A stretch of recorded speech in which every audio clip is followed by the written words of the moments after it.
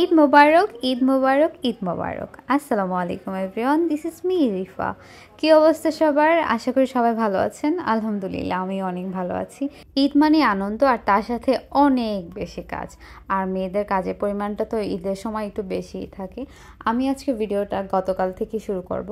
এই তো এখানে আমরা গতকালকে সকাল সকালই চলে গেছিলাম, এখানে গরু নিয়ে যাইতেছিল। তা আমরা মোটামুটি সবাই, আমার শাশুড়ি, আমি, আমার যা, আমার সবাই মিলেই নিচে গেছিলাম। এখানে একটা গরু নিয়ে আসছিল আর আমার শ্বশুর গেছিলো দামাদামি করার জন্য, যে যদি পছন্দ হয় কিনবে। কিন্তু যাই হোক কিনা হয় নাই। দেন বাসায় আসছি, বাসায় এসে আমার রুমটা টুকটাক একটু হালকা পাতলা ক্লিন করে নিচ্ছি। দেন রুম গুছানোর এক পর্যায়ে মনে হয়েছে যে আমার শাশুড়ি আম্মু দুধ বসায় রাখছে চুলার মধ্যে দই পাতার জন্য। মানে আমাদের বাসায় কোনো অকেশন হোক, যাই হোক, ঈদ হোক, দই থাকতেই হবে মাস্ট। তারই প্রিপারেশন চলতেছিল। তা আমি এখানে দুধটা নাড়া দেওয়ার জন্য গেছিলাম। তো এমন করতে করতে প্রায় সন্ধ্যা হয়ে গেছিলো। আর সিজান ফোন দিয়ে বলছিল যে বাচ্চাদেরকে নিয়ে তাড়াতাড়ি করে নিচে আসো। সন্ধ্যা বলতে কিন্তু তখন প্রায় রাত্র 10টা বাজে।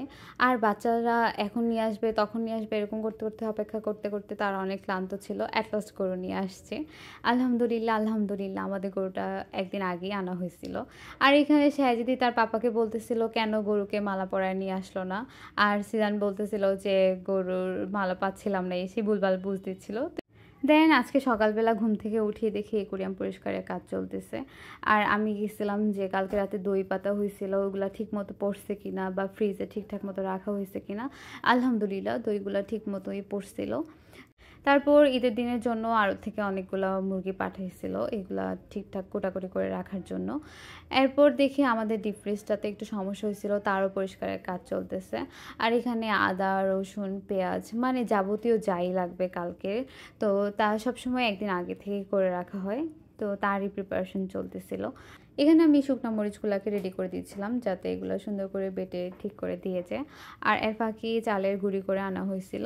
অন্যান্য সময় সবাই আটা রুটি খেতে পছন্দ করলেও কুরবানি ঈদের পরে সবার চালের রুটির সাথে কুরবানির মাংস খাওয়া পছন্দ করে, তো তার জন্যই আনা। এর ফাঁকি দুপুরে রান্নাবান্নার প্রস্তুতি চলতেছিল।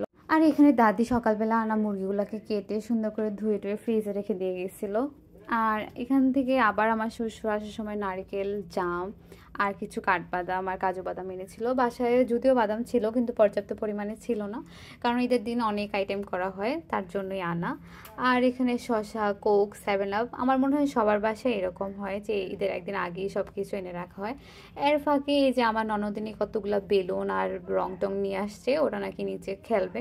তো তাই দেখার জন্য আমিও নিচে গেছিলাম। আর নিচে গিয়েই দেখি আমার দেবররা সবাই গ্যারেজ পরিষ্কার কাজে ব্যস্ত, কেননা কালকে এখানে গরুটা রাখা হয়েছিল, তার জন্য একটু অপরিষ্কার। আর এমনিতেও ইনশাল্লাহ যদি সব ঠিকঠাক থাকে তাহলে এখানেই কালকে গরু মাংসগুলোকে কোটাকাটি করা হবে, তো তার জন্যই ক্লিন করা। তো আর পরে বাহিরে গেলাম, সচরাচর বাহিরে বের হওয়া হয় না, আয়েশার জন্যই মূলত বাহিরে বের হওয়া।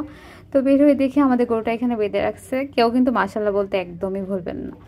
তো গরু টরু দেখার পরে দেখি যে আয়েশারা এখানে বেলুনের মধ্যে পানি ঢুকাইছে, ওরা এগুলো নিয়ে খেলবে। তো তাদের খেলা টেলা দেখে তারপরে বাসায় আসছি। আর বাসায় এসে একান্তই পার্সোনাল আমার যে কাজগুলা, আমার গাছগুলাকে একটু ক্লিন করতেছিলাম। এগুলা মূলত আমার বেসিনের সামনে থাকা টুকটাক কিছু গাছ ছিল, তো তাই ক্লিন করতেছিলাম। দেন আমার হেল্পিং হ্যান্ড আমার বেসিনটা এমনিতেও পরিষ্কার করে দিয়ে গেছিলো, কিন্তু আমার টুকটাক যে স্কিন কেয়ার প্রোডাক্ট ছিল ওগুলা একটু ময়লা হয়েছিল, তো তাও ক্লিন করে রাখতেছিলাম। তো এগুলা ক্লিনের এক পর্যায়ে আবার ঘড়ির দিকে তাকিয়ে দেখি যে প্রায় 12:30টার মতো বাজে। আর আজকে যেহেতু শুক্রবার, সবাই নামাজ পড়ে এসে খাওয়া দাওয়া করবে, তো তার জন্য তাড়াহুড়াই করতেছিলাম। তাড়াহুড়া করে সব পরিষ্কার পরিচ্ছন্ন শেষ করে, এখানে হ্যান্ড ওয়াশ ছিল না, তাও রাখলাম। দেন আমার খাটের সাথে সাইড বক্সটাও একটু ময়লা হয়েছিল, আর ওইখানে থাকা বইগুলোও একটু অগোছালো হয়েছিল, তো তাও ক্লিন টিন করছি। করার পরে দেখি দুপুর হয়ে গেছে আর হুট করে আকাশ অনেক অন্ধকার হয়ে গেছে। তো যেহেতু গরুগুলো সব বাহিরে বাঁধা আছে, তার জন্য সবাই পেরেশানি হয়ে গেছিলো, তার জন্য তাড়াহুড়া করেই সবাই ছাউনির ব্যবস্থা করতেছিল। আর আজকের মতো এইটুকুই। আশা করি সবার ঈদ অনেক আনন্দময় হোক আর ভালোভাবে কাটুক। Please don't forget to like, comment and share this video. Allah Hafiz, tata.